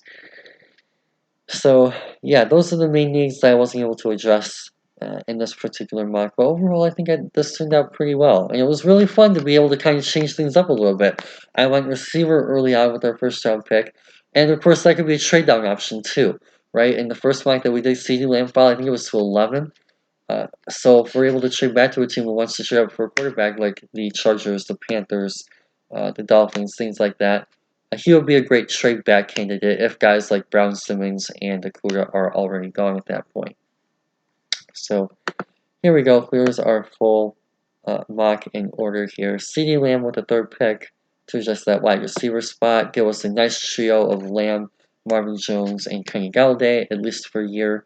And for those of you guys who didn't see the CeeDee Lamb video, here is some of his skill set, exceptional ball skills, and the ability to track, blah, blah, blah. Basically, all you guys need to know, in fact, I'll actually, because I've done a video on him, I will go in and show you my grades for him so that you guys can kind of see just how high I am on him. But, yeah. Overall, just in summary, I feel like I did a really nice job of, again, other than corner, I am specifically saying, so don't get too much hate from me, please, in the comments, or in the mentions, or wherever you're viewing this from. I'm kind of assuming that corners are need that's adjusting in free agency. Trey Waynes is another guy I'd like as well. Michigan State kid who could be coming home. Steal him from a division rival too. That would be a really fun ad. Has some experience in managing some league athleticism to be able to carry those vertical stems, which was our biggest struggle this year, was carrying those stems down the field. There's a couple of other corners I think that were pointing out to me in terms of guys that could be in this particular class too. And then defensive tackles, right? There's quite a few defensive tackles. There's DJ Reader, there's Chris Jones. There's another guy I'm forgetting too. It's like a really, really well thought of defensive tackle that could be coming out in free agency. So defensive tackle is another spot that we could adjust in free agency, and Jordan Elliott can basically turn into that depth guy for us. So there's all kinds of ways to address. But this was overall just kind of me trying something different and something fun. And again, maybe a trade back situation where we're able to trade back. And you guys will see in a second just how high I am on CeeDee Lamb. I gave him a 95 grade, which is tied for 3rd highest overall on my board behind Brown and Joe Burrow. Yeah, there you guys go. 95 out of 100. 10 out of 10 hands, something I highly value. 10 out of 10 athleticism, 10 out of 10 running after the catch, 10 out of 10 zone awareness, 10 out of 10 blocking. And that's going to be one of the things that we really look for in receivers this year, is blocking ability. Talking about this was with team specific fit. I talked about this in the Christian Fulton video about tackling. One of our line specific fits is that blocking ability, and CeeDee Lamb is a very good blocker. Just want to see a little bit more work on his route running, a little bit more work on those release moves, just that extra bit of creating separation, and then I had to ding him a little bit somewhere. So I dinged him 1 point in each of those three because he's kind of balanced in that standpoint too. So those are some of the main areas that, in all honesty, you guys can see in all the major areas he's the best of the best wide receiver prospects. So, but for those of you guys who want to see it from TDN and didn't watch the video or don't want to hear someone else other than my opinion, I guess too. Here's what CDN has to say about him. You guys can feel free to pause the video as well. I'm going to try and scroll through this pretty fast because I know this video is already getting pretty long. I want to get to the third mock as well. NFL comments to DeAndre Hopkins, I think that basically says everything at this point. Crabs.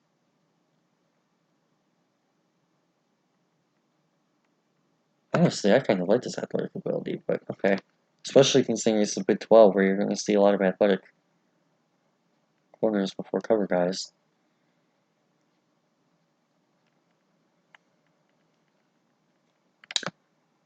So one thing that I'm going to go over in this final portion is the football IQ.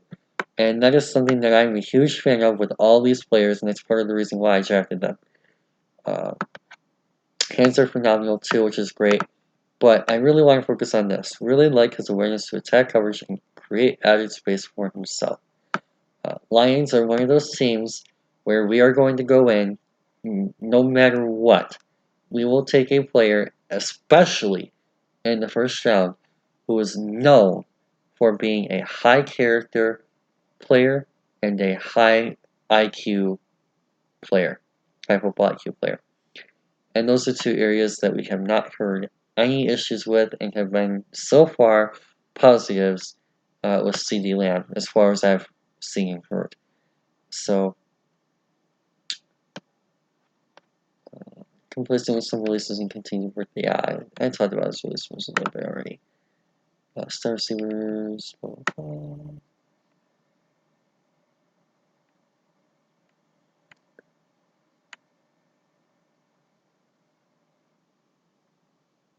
Oh wow, that goes like way back into high school. Okay, interesting. Outside receiver.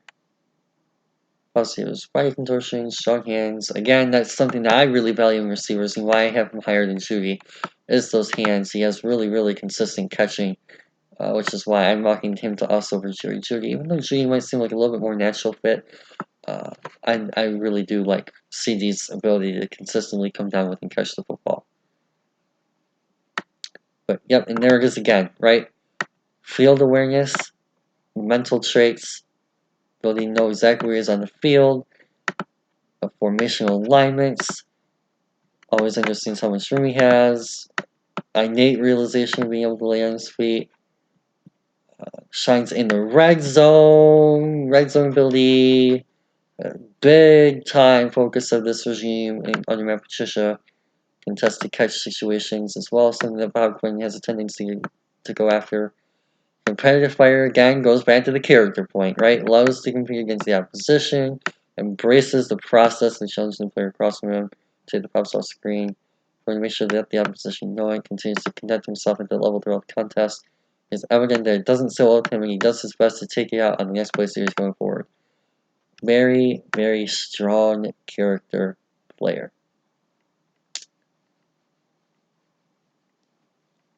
Oh, the field usage is interesting. That'll be something we'll have to work with him on, I guess. But so he's someone that I really like for us as a potential fit. And again, we've already gone over the main reasons why. I'm just going to show you one more thing here at the end. For those of you guys who want to stop and pause the video as well.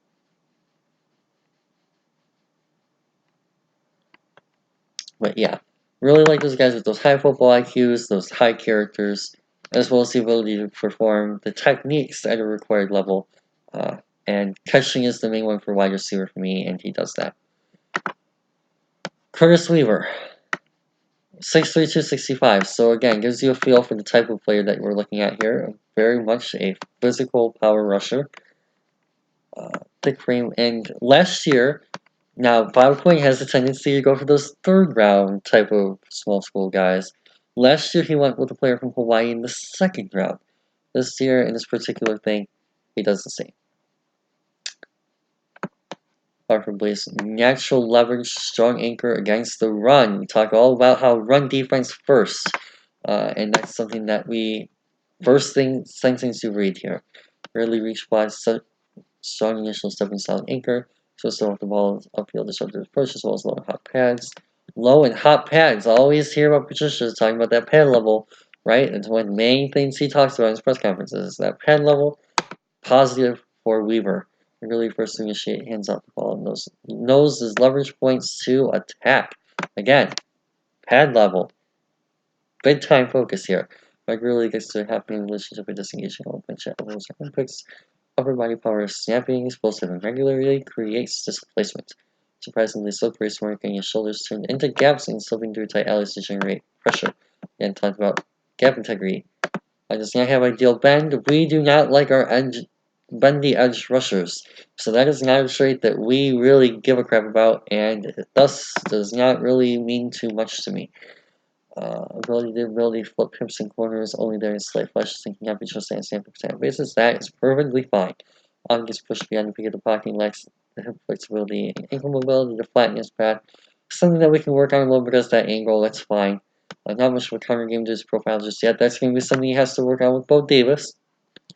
That's to be expected given how quickly he wins as well. So, another one of those areas. Get him with Bo Davis. Get him with Corey Unling, who's going to have to start working with those defensive linemen this year as well. And of course, Matt Patricia. 3 respected defensive coaches. Specifically Davis, most importantly, because he's going to be the guy who works with them closest as a defensive lineman. And I'm not really too concerned about those negatives for our specific scheme. First step, quickness and stride and puffs, the ability to establish a relationship with yourself. Inside edge, as well to reduce tilt, flattening, working around the outside hip. Hands are active, heavy, and does a great job of keeping his pads clean. Line up a variety of alignments as well, something that's very important in a versatile hybrid defense when as a pass rusher and run defender. Rushes with a plan, showcasing an expansive array of moves to get home. Something that I personally look for those of you guys who haven't seen the Shade Sim video, I talk about that. Flexibility and lateral mobility don't impress needs a familiar athlete, needs to move with the slurry pass rush moves, needs to be more consistent with pad level. Okay, interesting, considering that we talked about that in the select thing. But that's something that we can focus on. That's something that we can uh, continue to see develop and grow with coaching. I want to see water consistently cranked up in 2018. Okay. Don't know what that's about, but okay. Assume for that the player already during his years it was to say we was going to have a body type that would make you think it would be a consistent backfield player, especially using as much speed as he does. Gets a great jump off snap, fast, violent hands, and understanding of blocking schemes. So again, going right back to that football IQ. Right? I knew it was in here somewhere. I remember reading about his football IQ being a positive. There it is. Understanding blocking schemes makes him a productive rusher even with a thicker frame. Very, very nice. And again, more motor than technique. Don't know why they're saying motor. I thought he had a pretty good motor. More motor than technique right now can look reckless at times, just wanting to bring in backload and sometimes be opportunistic. Needs to be more in control of what he does to be more consistent how he wins. So really just consistency. Harris, true positional flexibility and schematic versatility. Again, another key aspect of that Matt Patricia defense, something that we're going to be looking for. And Alfred Sheen is prototypical 3-4 outside backer. So you can play that choker, well, actually I shouldn't call it choker. You can probably play that shack roll, And even front stream, we can play with his hand down and displays better get off and rushing from down position. So again, right, in those 3-3 sets, he can play a jack roll. In those 3-4 sets, he can play in the outside back roll that we rarely run, or in those 4 down sets, I should say 4 front sets, he can play with his hand in the dirt. So something that we're going to be very, very looking forward to seeing, and some reason that we will look to target him this year. Now from Sheen is sufficient prophecy and split stone side. Probably better staying on the weak side, which is fine because we have Trade Flowers playing stone side, I think, so not too big of an issue there. Switch sufficient get off, good pass rush, that's also new this. Oh, okay, this is kind of a cool addition. A good pass rush, showing ability is sufficient ability to drop and play in space. I haven't seen that yet, but that is something that Matt Patricia loves to do with his defenders. We talked about that with Trey Flowers in New England. Patriots fans hated how often he dropped Trey Flowers in coverage. He's done that a little bit here too, and he's done that a lot this year with all of his 3-man rushes. So definitely something that's going to be an asset to us. So we're on the interior, and showing the ability to bend and get the edge, and this was good closing quickness to get home. Showing these things as saying the edge needs to improve consistency there, which is fine. Although this play here is some not ideal for as a stack linebacker, that's fine. We're not expecting him to play linebacker, we're expecting him to play edge and defensive interior. Needs to become more consistent using his hands. That's fine. We can work on hand usage. Can improve and become more consistent in stacking shot again. That's fine. Non-dynamic athlete has average agility in space. Let's go reactive athleticism, which is essential. Needs to develop go-to move. Okay, that's fine. Needs to do a better job rushing with that plan, which is interesting because we just saw Fonzie was rushing with the plan. I think that's half insane lining up as the versus has an inconsistent motor. It needs to retrace and persist. So inconsistency is more is interesting. Okay, above average arm length, which is another thing that we value, right? We talk about in Lions Community Lives that arm length. Something that Bob Quinn has talked about extensively in his pre-draft presses in the past. Longer than normal reach allows him to detach, maintain leverage. That's the effective way of moves. So again, really weird inconsistencies with these reports, but that's fine. That's why I'm going to do my own breakdown on him eventually, just kind of giving you guys an idea on some positives and ideas. So swim moves and arm overs are going to go to technique when taking middle blockers, which is good. I like swim moves on the interior. I'm able to win the corner execute club grip, which is again one of my favorites outside of a spin to help white blockers clean. Upper is a stand-up and sling side, so again, very versatile, which is something that we love. Should be effective in many spots and prove to be used. Chest piece in many different fronts and places. Love to see that. Comfortable dropping in coverage and turning his head to drop in as possible, analyzing routes being ran. So again, another football IQ point, right? Love to see that. Blockers able to land their hands. His tendency is server in position. He barrels lead to them. Certainly the edge from the side that just created facing my tight end. Rings gaining the edge were frequent against him. Finishing plays is a frequent problem. Lots of missed opportunities on stack totals. Don't really care too much about the production. That's something that will come with time, I think. Plenty of plays where he makes a tackle, split second too late, the ball was thrown just before he got there. That's kind of out of his control, though, too, wasn't it? Getting to spots as split second singer will only result in becoming even more disruptive than he already is. Oh, cool, one more. First up, explosiveness, surprising get off. All that fun stuff, versus laser pair with good timing at effective feet to angle his lower half. Hand technique, really developed hand technique. Okay, hands are active, slightly imprecise. Plenty of pop to reset pads as well. So that's pretty good. Fastest counters, once per million. The outside is flash willingness for back inside, but is most potent with shot reference speed, rush back up. 70 inside shoulder. Festival service session. Your second time, zero power isn't going to be hosting consistently. Flexibility, gives yourself from time to time looking across space.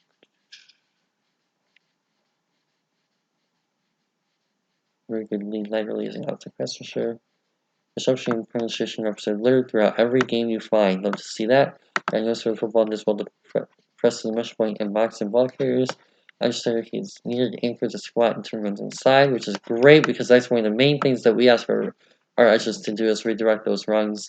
Second shot skills when you Run acting or adequate buffer by lack of length, which is interesting because someone just mentioned lack of length a couple. That's positive. When it runs hot, appreciate how reliable he is working the edge. So again, right? Very weird. Tough and build dense, providing him some natural leverage when he's playing in Titan. Shows good effort to turn around down the field. Excellent. Tackle radius isn't great. Shows getting with balls, pass rushing, back strip quarterbacks. Interesting. Got modest short area wiggle. Time crashing inside carries himself pretty well. He has continuing attack on that side and then on the gas on the boundary. Super Blue will try to sell out. Okay, times it works and others he strikes out. Same ability was used a fair amount from 2 point and actually started pushing step release to gear upfield. Wouldn't work him into zone coverage despite reps in those areas in college, at least not without shedding some weight to add some extra bursting range. So yeah, if we did actually want him as a 3-3 outside linebacker, we'd probably be playing closer to 255 to 260 rather than 265 to 270. But if we want to play him more at defensive tackle, and more of those interior looks where we reflect some inside, you're probably going to be asking him to play closer to the 265 to 270 he's at. So it's really up to the coaching staff where they best see fit, and I'll get into that when I do my breakdown video on him as well. Love this. Sub-precision football IQ, super sharp player, ability to navigate the point of attack is polished with his hands and special should provide him translatable reps to the pro level. When tested with a lot of assignments, he was a stand-up defender, pass rusher, ice spreader, and penetration defender. So, seems like, again, an excellent fit for our scheme, which is really what's most important here.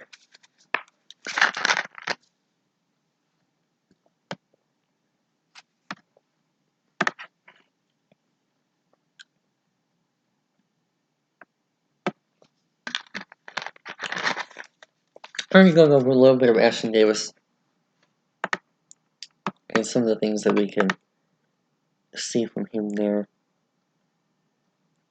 But for those of you guys who want to kind of skip to this point in the video,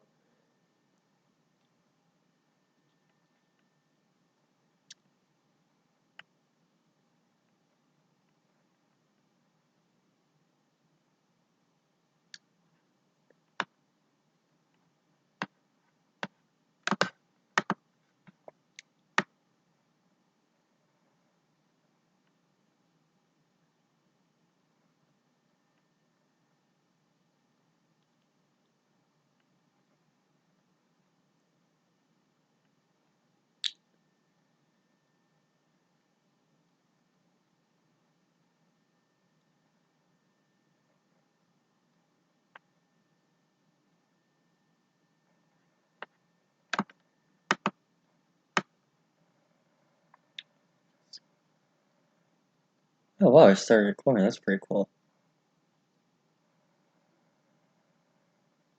Oh, I like this little tidbit here, seemingly depending on opponent. Again, something that we highly value is our ability to change game plans from week to week, and that is something that indicates to me he could do well. The versatility and positional flexibility showing ability to create in base, sub, and in special teams. Going to be a huge asset to us, especially at that point in the draft. Oops.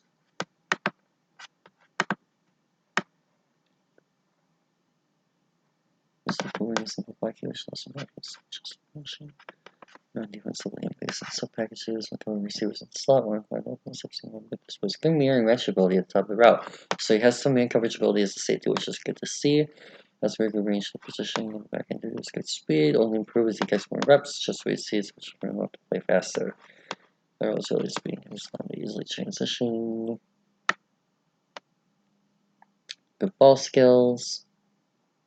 Willing tackler, sufficient instincts overall, and should become more consistent as he gains more experience. As last line defense, I'd like to see him more consistent as a tackler as opposed to cutting. However, he's showing good tackling efficiency in these, which I have evaluated.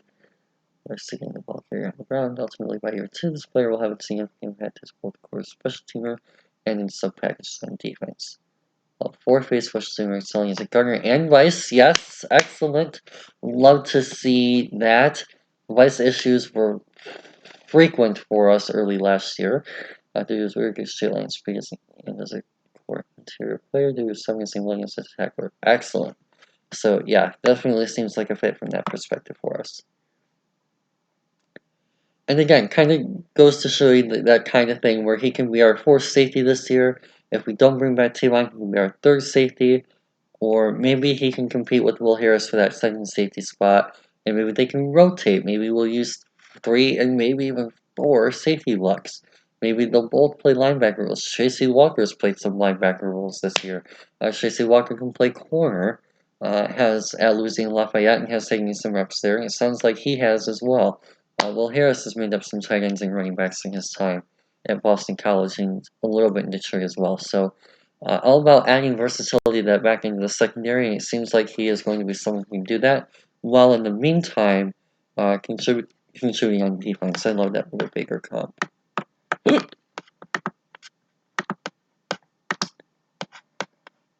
Sean Elliott, another guy we've already gone over a little bit. Dang, hiccups. Yeah, okay.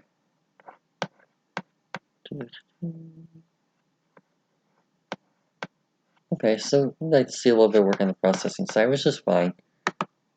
But at this point in the draft, I think the talent kind of overcomes that, especially considering defensive line depth was a need.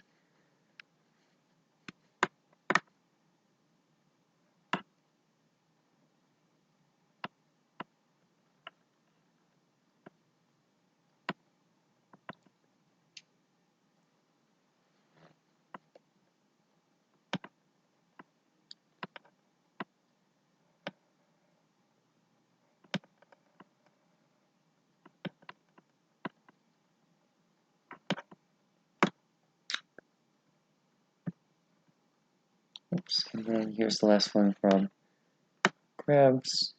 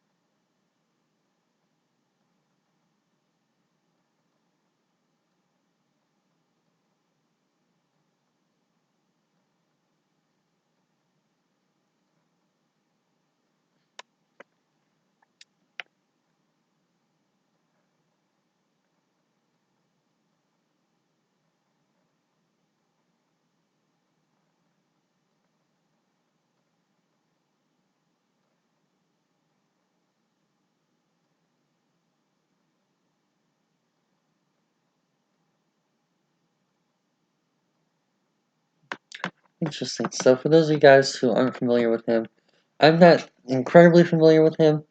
Yeah, I haven't gotten the chance to watch him for a breakdown yet, so I'm kind of just going off of what I've seen and heard from PFF and TDN as far as strengths and weaknesses. And then we've already gone over those 3 guys mainly earlier as well. So, but yeah. So hopefully you guys enjoyed the Lions portion of this mock draft video. This is going to be incredibly long. So hopefully you guys are enjoying the long video as well. I've been filming this for what, 2 hours? Goodness.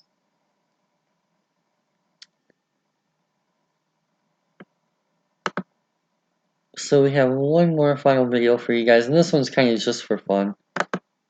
And this is what would happen with my rankings as of today, very loosely,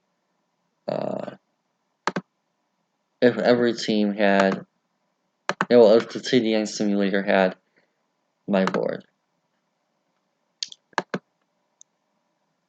And yeah, you guys can already see how weird this is.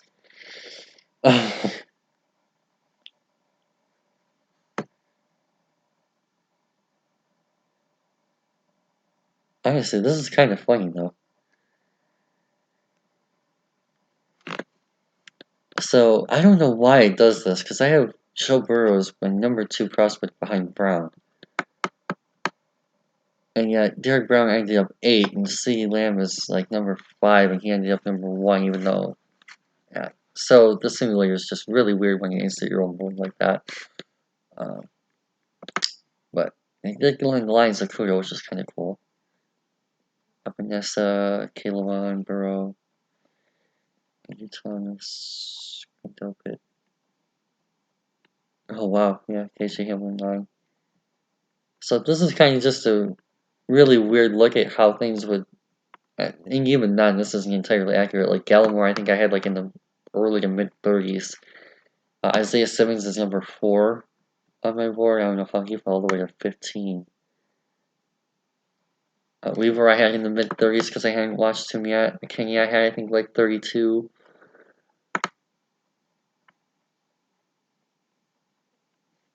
Trey Diggs I had I think top 10. Chenault was pretty close to that. Raekwon Davis I had like mid to late 30s because I hadn't watched him yet. Tristan Wirfs no, because I hadn't finalized his grade yet either. I forgot to move him up. Tua I think I had like top 15. He was a quarterback. So I'm kind of surprised he didn't go a little bit earlier.